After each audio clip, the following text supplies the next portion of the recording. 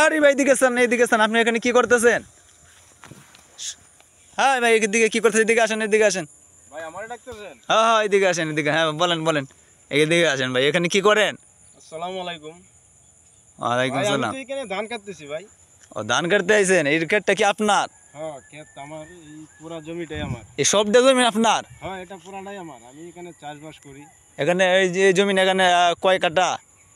এখানে আমার জমি আছে প্রায় 12 কাঠা। 12 কাঠা জমিন। 12 কাঠা জমি। এটা কি ধান চাষ করছেন?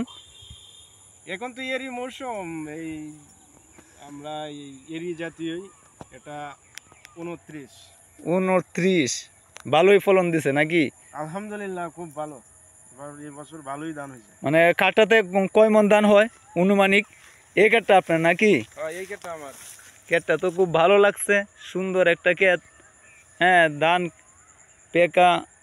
পাকা শুরু হয়ে গেছে। আজকে থেকে কাটা শুরু করবেন নাকি? না, আজকে ট্রাই করলাম, তো কালকে থেকে শুরু করলাম আর কি। ও আচ্ছা, আপনার নাম কি? আমার নাম ভাই মোহাম্মদ পলাশ। ও আচ্ছা, ঠিক আছে। আপনার বাড়ি এলাকা? আমি তো এই এলাকারই, এই এলাকারই? এখানেই চাষবাস করি। আচ্ছা, এটা এটা খুব ভালো লাগলো আপনার কথা শুনে। ধান মনে করেন যে প্রতি কাঠাতে 10 মণ। আচ্ছা, এখন যদি কেউ বলে ভাই আপনারা এই 29 ক্ষেতটা করলেন, খুব সুন্দর একটা ফলন দিয়েছে, এই ক্ষেতে কতটুকু সার খরচ হয়েছে?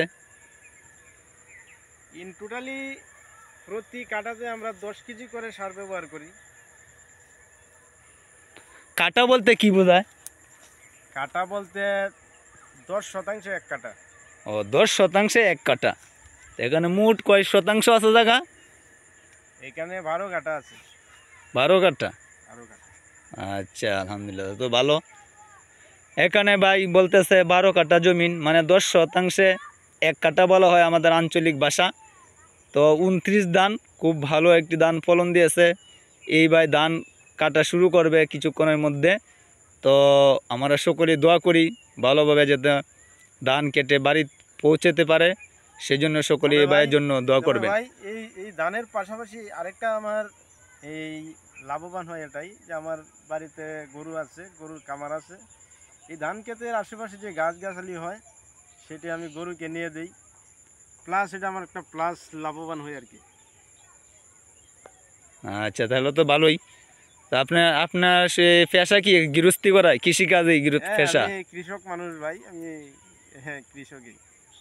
আচ্ছা, তা ঠিক আছে। সবাই তো এই ভাইয়ের জন্য সবাই দোয়া করবেন ইনশাল্লাহ। আল্লাহ তাআলা যেন তাকে ভালোভাবে কৃষিকাজ করার জন্য তৌফিক দান করেন, ঠিক আছে? দোয়া করবেন সবাই আমার আচ্ছা। জন্য। কৃষক মানুষ ভাই, গরিব মানুষ, সবাই দোয়া করবেন।